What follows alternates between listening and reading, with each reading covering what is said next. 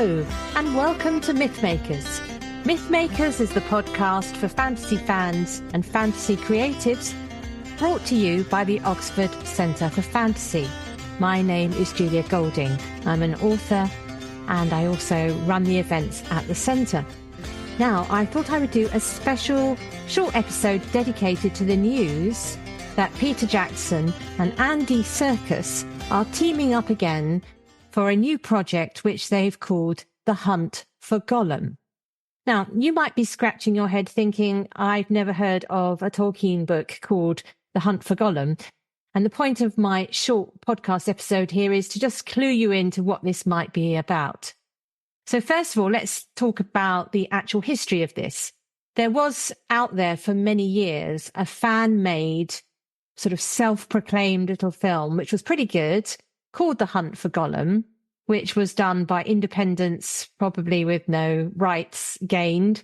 They also did another film called Born of Hope, which is about Aragorn. So the idea of doing a film called The Hunt for Gollum has already been out there for a while. But I think Warner Brothers has struck down that film because they're now sort of claiming that they have the rights to this, which is a shame for those independents. But anyway, I suppose copyright has to be protected, particularly if you've shelled out a lot of money for those rights. But this is separate from the series that's ongoing with Amazon, which is The Rings of Power. So The Rings of Power, they have the rights to Second Age material. The Hunt for Gollum falls within the rights that Peter Jackson, Warner Brothers and co. got for the Lord of the Rings books. So where do we find The Hunt for Gollum? The material for this falls in three main places. The first place you might want to look is in the Fellowship of the Ring. Now, in the Fellowship of the Ring, early on, this isn't really done in the film version because they want to get out the front door. But when Gandalf comes back, having looked into the history of the ring, and he wants to test if the ring is the One Ring by throwing it in the fire, he explains to Frodo, like the sort of custody chain really, how it went from being on Isildur's finger to falling in the river to being picked up by Smeagol. We saw that episode in the beginning of the third film in the Peter Jackson adaptation, how he fought his cousin for the ring and then went into the mountains to hide and then came across Bilbo many, many centuries later. And the riddles game, which you see in The Hobbit, you can either read it in The Hobbit or see it in the film. The ring, not as a part of that, but Bilbo comes across it because Gollum has dropped it, and then he escapes using it. So far, so familiar. And then obviously the rest of the story follows the ring primarily, because that's what takes us through Bilbo giving it to Frodo, Frodo taking it to Rivendell, and so on. What The Hunt for Gollum would be about is what then happens to Gollum between Bilbo leaving him and him joining, well, he doesn't join the Fellowship, but him catching up. That's an odd idea, isn't it? But catching up with the Fellowship in Moria later on in Fellowship of the Ring. But Frodo only sort of hears about Gollum's part in those missing years from Gandalf, because Gandalf has been hunting him, hence Hunt for Gollum. And so there's quite an extended piece that Gandalf tells Frodo in Bag End, which gives the history of how he and his friend, the Ranger, tracked down Gollum. And what's really interesting about that is it foreshadows Aragorn, and Frodo doesn't really put this together as being the same person as the Strider he meets in Bree for quite some time. And probably as a reader reading this first time, we also don't notice. So actually, it's worth just noting how Aragorn is introduced. He's actually not called a ranger when I look more closely at the text. Always look closely at the text. What Gandalf says is that the trail was long cold when he took it up again. My search would have been in vain but for the help that I had from a friend, Aragorn, the greatest traveller and huntsman of this age of the world. Together we sought for Gollum down the whole length of Wilderland without hope and without success. But at last, when I had given up the chase and turned to other parts, Gollum was found. My friend returned out of great perils, bringing the miserable creature with him. So that's a good introduction for Aragorn, and lots of cinematic gold in there. Greatest perils. We don't hear who Aragorn was with, so you could imagine all sorts of favourite characters, including Arwen being there, maybe. Anyway, Glorfindel, why not? So those are the materials to work with coming out of that chapter. And the reason why Frodo doesn't put the two together is that Aragorn's name doesn't actually come up until the letter which Barliman Butterbur has kept behind kept on his to-do list and not sent to the Shire. And before that, Frodo only knows of Aragorn as Strider.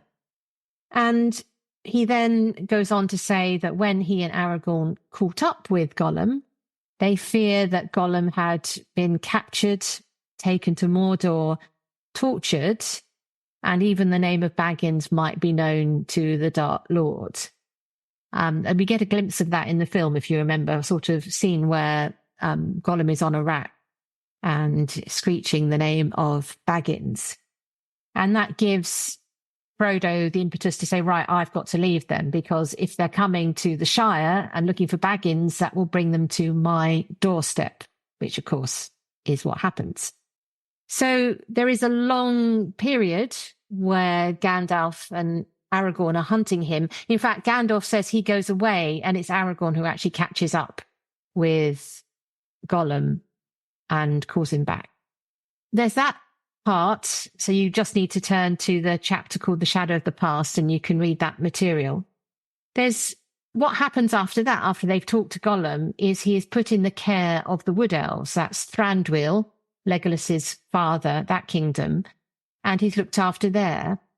And we get another little glimpse of what might have happened to Gollum when Legolas reveals that Gollum escaped the elves' care captivity. And this is something that comes up during the Council of Elrond. So there's another mention of Gollum at that point. Thinking about this as a literary technique, it's Tolkien keeping on just gently nudging us of Gollum's existence so that when he does turn up, we've had the way prepared for us with talk of Gollum. So two places to have a quick look at would be The Shadow of the Past and the Council of Elrond to see the material which the hunt for Gollum might be covering. But there's also a third place which you may not have noticed because it's in the appendices. This is where they're really working their rights as Peter Jackson and Andy Serkis, because it comes in Appendix B, where there is a timeline of the Third Age and the key events. And the hunt for Gollum features in that. So, for example, we hear that at Bilbo's farewell feast, Gandalf begins to suspect that the ring is the one, and he sets off seeking for news of Gollum and calls on the help of Aragorn. So that's 3001. And then it's not till 3009. It's quite a long film, this, isn't it? I imagine they'll truncate all of this. It says Gandalf and Aragorn renew their hunt for Gollum at intervals during the next 8 years. They're persistent, got to give them that. Searching in the vales of Anduin, Mirkwood, and Rhovanion to the confines of Mordor. At some time during these years, Gollum himself ventured into Mordor and was captured by Sauron. That sort of is that central bit where the key fact that Baggins from the Shire got the ring is revealed. Gollum is actually in captivity in Mordor for some years because it says in 3017, so that's 16 years after Bilbo's farewell feast, Gollum is released from Mordor and he's taken by Aragorn in the Dead Marshes and brought to Thranduil in Mirkwood. So that's the bit that links up to the captivity on the Wood Elves. And you'll remember when Gollum is traveling with Frodo and Sam, he talks about not liking elven food. And also we learn another detail that the reason why he escaped the Wood Elves, I think this is during the Council of Elrond, that they took pity on him and would allow him to climb a tree to sort of sniff the air. And a gang of orcs came by and killed his guard, and he escaped. And that was possibly set up as a way of helping him escape. So it's sort of more detail. It's briefer, but yeah, there is more detail in Appendix B. So he escapes in 3017, and it's 3018 that we start the events of, the main bit of Lord of the Rings. It's in June of that year that Thranduil is attacked and Gollum escapes. So by August, it says all trace of Gollum is lost. It is thought that about this time, being hunted both by the elves and Sauron's servants, he took refuge in Moria. That connects, that's the sort of last bit that connects to him starting to follow the Fellowship when they get to Moria. So there's the bits and pieces, the patchwork of information that the team are going to turn into a film. So let's think what they might do. So we have the Dream Team back in charge of the script, which is fun, because it will tonally, I think, fit with the Lord of the Rings films that we know. So we've got Peter Jackson himself, Philippa Boyens and Fran Walsh working the script. So I think they'll have to do a couple of things here. They will have to truncate that time to make it feel a bit more urgent. You're not going to have a film where it's, let's have another go at finding Gollum, are you? You're going to actually give it some shaping. We'll meet the younger Aragorn, and I think they will take the opportunity to weave in the relationship with Arwen. So I think we'll probably have a casting of a younger Aragorn and a new Arwen. Obviously, Arwen would look the same as Liv Tyler does in the film, but we've all aged, haven't we, since then? So they'll probably have to recast all of that. I wonder if they'll get Ian McKellen back as Gandalf. That's an interesting question. I mean, Ian is in his 80s now, but he's still, at the moment, acting Shakespeare, playing Falstaff. That would be fun. But he is an integral part of this. Whether or not he's up for lots of scenes hunting in the wild, I don't know. But it would be a fascinating challenge to cast somebody else if Ian doesn't want that opportunity. That's going to be interesting, isn't it? Let's watch out for casting news. And of course, we've got Andy Serkis coming back as Gollum. I think Gollum's own trajectory is quite a difficult one because he's already the little sort of shriveled up creature who's been living in the roots of the mountain. And his journey here is one of being a hunted creature. So I can't see much development in his character, which will make it quite an interesting challenge because we kind of know his tricks, his tricksy. I wonder how they're going to make us root for him. Of course, he gets captured. We're going to get Shelob because one of the ways he escapes from Mordor is to make friends with the spider. Friends, that's not the right word, is it? Persuade the spider that he's not worth eating and it would be better off bringing her food, which is his way out of Mordor. So that's going to be an interesting challenge. I mean, we've got the wonderful Andy Serkis doing the voice again, and it doesn't matter how much he's aged because it's all the wonderful world of CGI. So off we go again.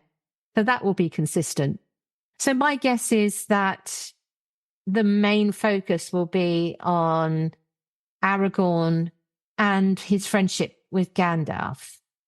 Perhaps they will make this the first time or one of the first times when Gandalf properly meets Aragorn and sees the key player and the important person who's going to become. And so you can get a bit of a bromance going in the nicest possible way. Perhaps they will also use this as an opportunity to bring Arwen out of Rivendell, because there's nothing to stop her coming along for the ride. Tolkien doesn't mention she's there, but I would imagine that there's some wiggle room there. And also, I think it would be an opportunity to explore the Rivendell setup. Two figures who are missing from the films is Elrodan and Elrohir, who are the brothers of Arwen, Elrond's sons.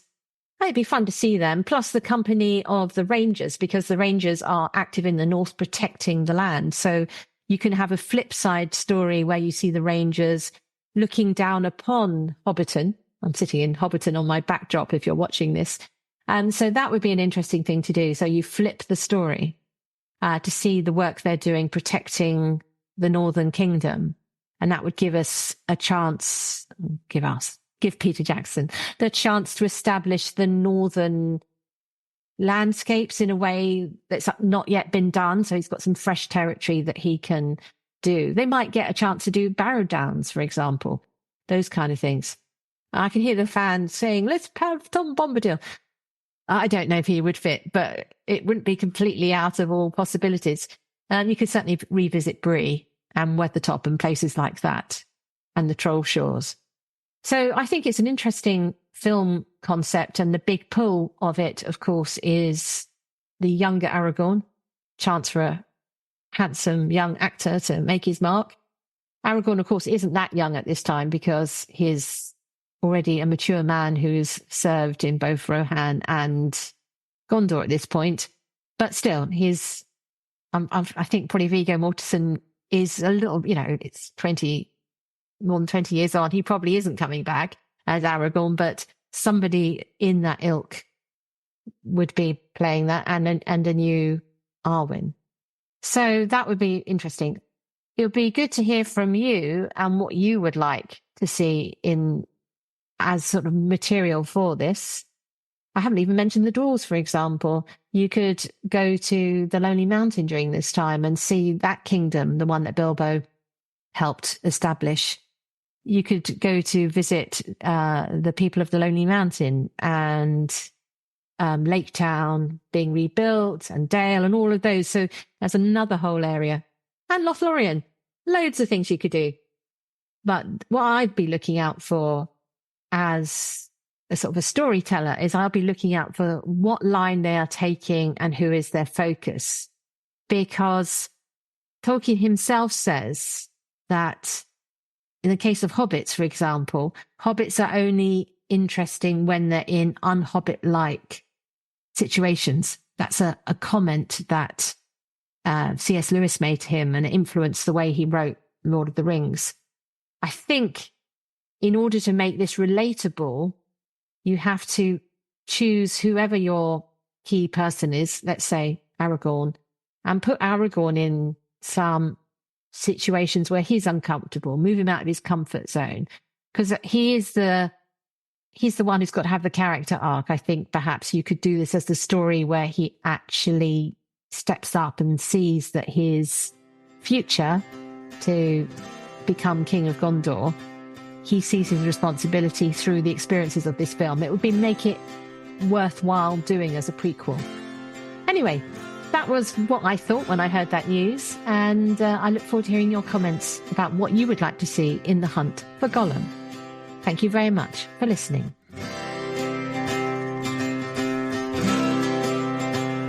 Thanks for listening to Mythmakers podcast, brought to you by the Oxford Centre for Fantasy. Visit oxfordcenterforfantasy.org to join in the fun. Find out about our online courses, in-person stays in Oxford, plus visit our shop for great gifts. Tell a friend and subscribe wherever you find your favourite podcasts worldwide.